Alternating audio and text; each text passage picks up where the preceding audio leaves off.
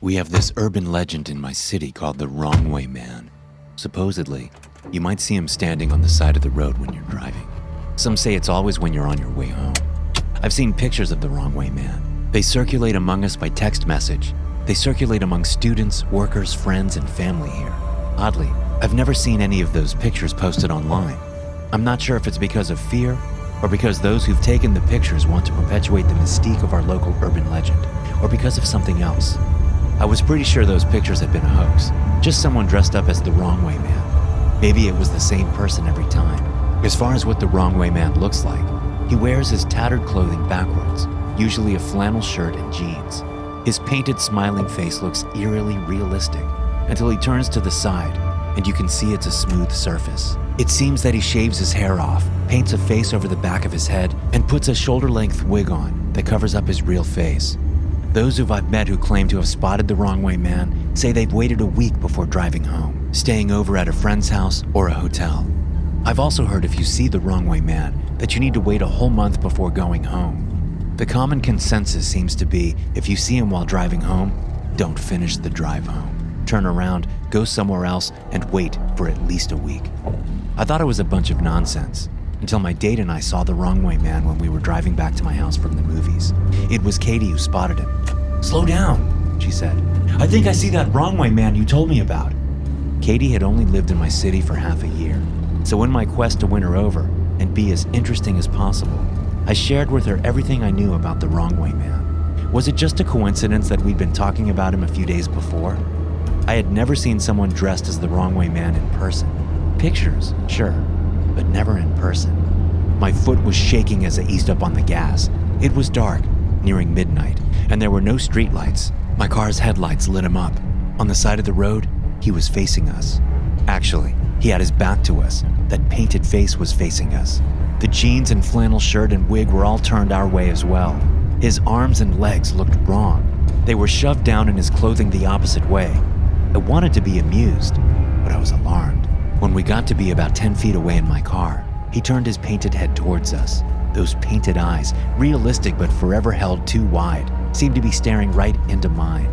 As we drove slowly by, I waved to him and laughed to try to ease some of the tension. He did not wave back. I looked at Katie. She was waving too, but she wasn't laughing. I glanced back in time to see the slick side of that person's shaved, painted head, and the optical illusion of a real face being there was shattered. Shattered, but somehow worse for it. Also, when I peered into the rearview mirror as we increased our distance, I thought I saw something glinting beneath the shoulder-length wig he wore. Then he was gone, lost to the darkness. I picked up speed. He hadn't been walking, but somehow I was worried he would quickly come after us. "So what do we do now?" Katie said. "We can't go to your home or mine." I glanced at her, and soon we both started laughing. "Well," I said, "after tonight we'll be able to tell everyone around that we saw the Wrong Way Man and went immediately home." "I wonder who was pretending to be the Wrong Way Man," Katie said. "I wonder why they were doing it. Do you think we should turn back around and try to talk to them?" "I'd rather we didn't," I said. "They could be dangerous, but I'm sure it's just someone looking to keep the urban legend alive." "It's your car," Katie said, "but if it was mine..." "All right," I said. "We'll turn back around." My grandpa used to say, if you're in doubt which turn to make, you can always take a U-turn until you figure things out. He used that as a metaphor for life. But as I did my U-turn, my heart was thrashing in my chest. We drove down the entirety of that dark street without seeing that person again. It was a couple of miles long in that direction, so there's no way they could have walked or run the distance so quickly. Katie and I decided that the person dressed as the Wrong Way Man must have left the shoulder of the road for the surrounding woods. The idea of them hiding in the woods as we drove by again made me feel like I had spiders crawling over my flesh. We did another U-turn, and during that whole time, I kept glancing around in case that person jumped at us from out of nowhere. But soon we were heading back in the direction of my house with no second look at the Wrong Way Man. Katie and I tried to laugh it out, and we tried talking about other things, but both of us were pretty scared. We couldn't stop glancing out the windows or into our side mirrors. We turned into my subdivision, then we turned onto my street, and everything changed. As soon as we turned onto my street, we started to go backwards instead of forwards. "Did you put it in reverse?" Katie said. Her hand was gripping my arm. It was as cold as ice. I stopped the car. Both of us were looking down. The car was in drive. I took my foot off of the brake and put it onto the gas pedal again. The familiar houses I saw every day when coming home were moving away from us. Maybe something's wrong with my car, I said. But when I tried driving forward again, I looked at the side and then in the rearview mirror. We were not moving.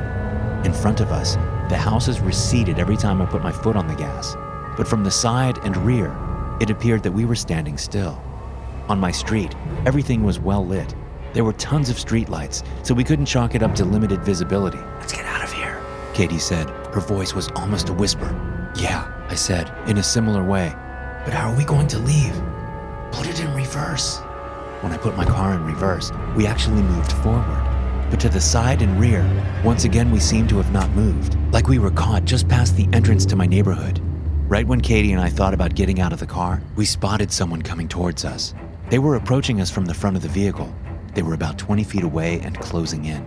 I recognized him. He was my neighbor, Mr. Nelson. I would often see him working on his garden while driving by to my house. He was walking backwards towards us. All of a sudden, he stopped.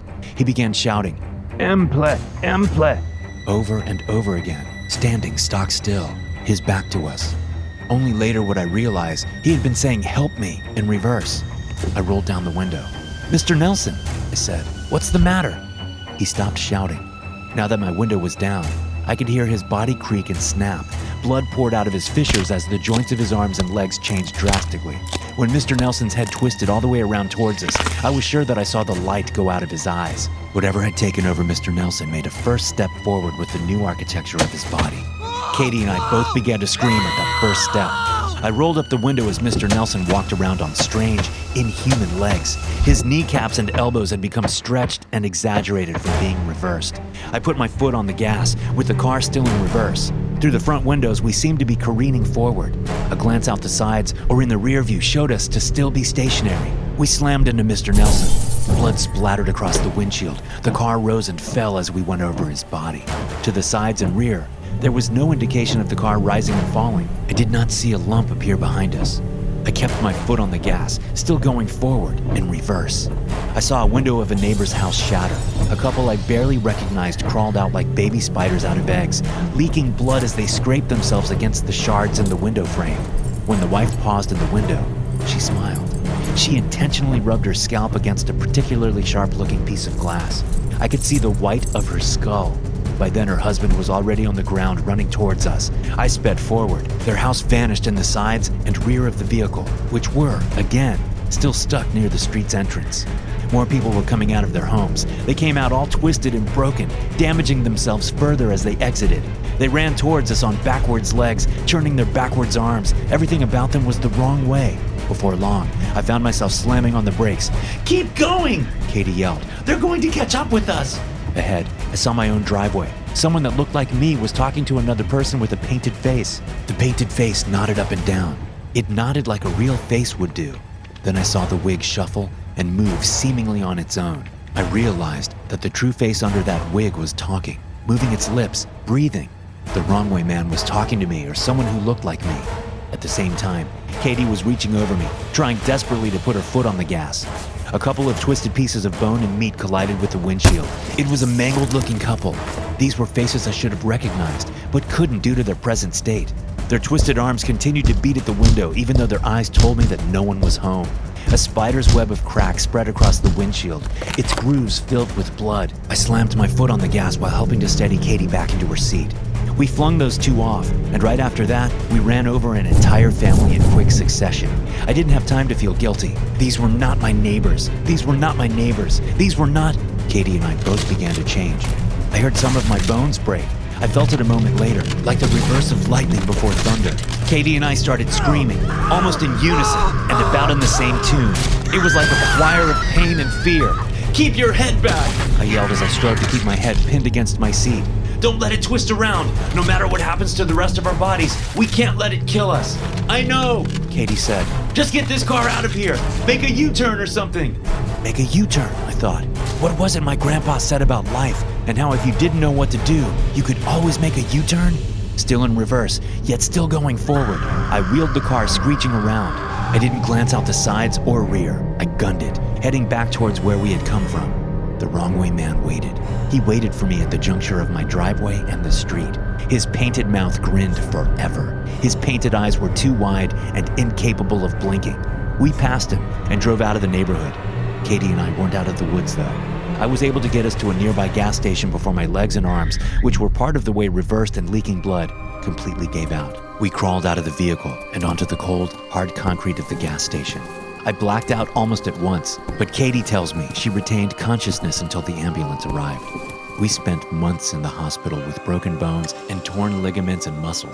I think the only thing that had saved us permanent damage might have been the seats of our vehicle resisting our changes. We told the doctors we had been in a car accident. They shook their heads at us and kept asking questions. I did go back home, eventually. We both did. The reason I went home was because one of my neighbors that we had run over with my car came to the hospital to visit me. They seemed completely fine, as if nothing had happened and the wrong way man had never changed them. But damage was done to my vehicle and to Katie and I, both physically and psychologically. And while our bodies are on the mend, I don't think we'll ever be the same. I feel the wrong way inside. Thanks for listening. If you enjoy these stories, be sure to subscribe to the podcast and check out some more of my episodes here.